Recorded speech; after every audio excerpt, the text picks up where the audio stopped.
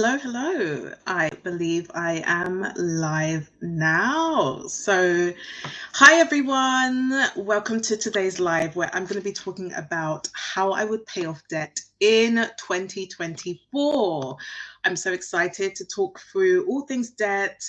If in case you're kind of new to my channel, my name is Veronia and I'm a money coach and I help spenders save more money. So my goal is to help you save your first 5K so that you can finally work towards things like debt freedom this year.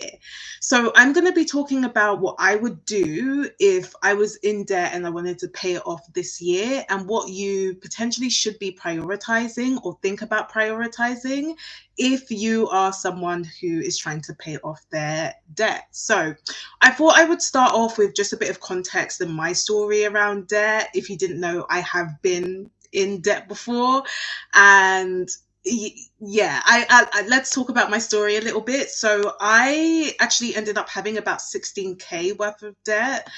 My first debt was actually my overdraft. So I went to university, got a student account. The student account came with an overdraft. At first, I didn't use it, but then I ended up using it because of things like holidays and just nonsense stuff, basically.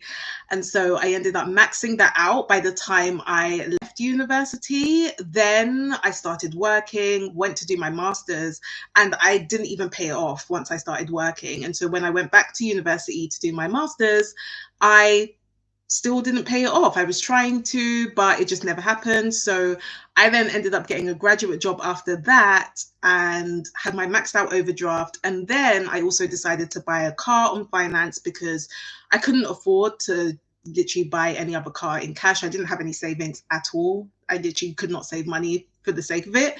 So I ended up buying it on finance, not realizing that I was paying over 11% in interest for that car. So it was very, very expensive and I had no idea. So that's kind of my story around debt and how basically I acquired it. And if you didn't know, I ended up paying that off actually. It was about 16 grand in total. I ended up paying this off in less than 18 months. And in terms of my salary, I was first earning under 28K a year for the first, actually no, for the full 18 months. Yeah, I was earning under 28K a year. My salary only increased actually after I'd paid off the debt, which is ironic. So yeah, I didn't have any side hustles at the time. I didn't have any of that. To be honest, I didn't really know about the world of side hustles. It was all very new to me. So I pretty much learned how to do it on my salary, and I was under 28K a year. So I think I have quite a unique story, but at least, you know, if you are someone who is trying to pay off debt and maybe you don't have the biggest salary, hopefully I can give you some inspiration to help you, you know, figure out how you can also pay off your debt as well. So that's a bit about my story. If you have any questions, please do let me know. You can type it in the chat. And also, if you want more one-to-one support, then that's what one-on-one coaching is for. I will leave a link in the description below for you to check out one-on-one coaching, and you can book a call to find out more about working with me.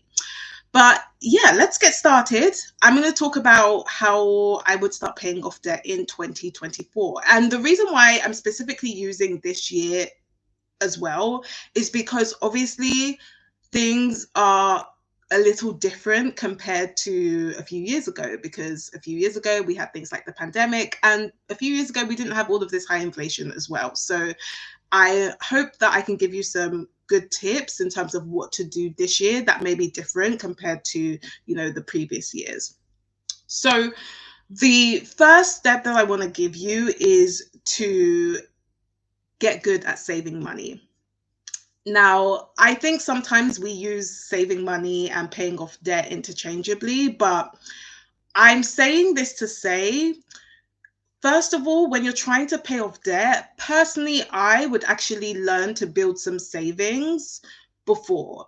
And the reason why I say that is because one of the things I realized is that sometimes I would try and pay off my overdraft, and then I would end up maxing out my overdraft again, and then I would pay it off, and then I would max it out again.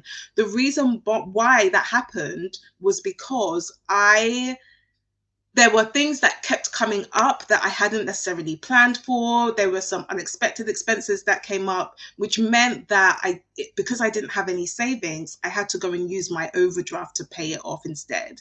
And so the reason why I'm saying get good at saving money is because if you're able to build up some savings, it doesn't need to be a huge amount, but if you're able to build something up, what it means is that if something does happen, or if there's an expense that you realize that you hadn't paid for, you can then actually use your savings to pay for that instead of having to go into more debt. So it actually prevents you from getting into more debt.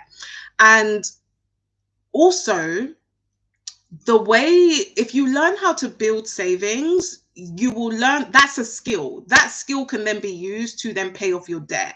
So if I take myself as an example, I decided that I was actually going to save some money first before I even start overpaying on my debt, because again, I didn't want to get into I didn't want to basically have to keep going into my overdraft and dipping into that all the time. And so I decided I was going to initially save 500. And for me, I made a few mistakes and it took a while for me to even just save that initial 500. But once I did, I realized that actually I could use the same skill that I did to save that 500 to then start overpaying on my debt. So what I did is I would then save some money and then use those savings to also pay off my debt. And so for me, I started attacking my car loan and I started overpaying on my car loan. But the only reason why I was able to do that was because I was actually saving money. I was actually taking some money out of my account and not spending it, saving that and then pulling that to good use. But instead of putting it into another savings account, I was then pulling it into my debt. So really try, when I'm talking about saving, actually, saving can be really helpful because not only are you then building savings, but you can also use that same action to then start overpaying on your debt. And once you actually start building some savings and once you have some money aside, what you might find is that it kind of almost frees you up to then just focus on the debt, because then you're no longer worrying about, any unexpected expenses or some expenses that you haven't planned for.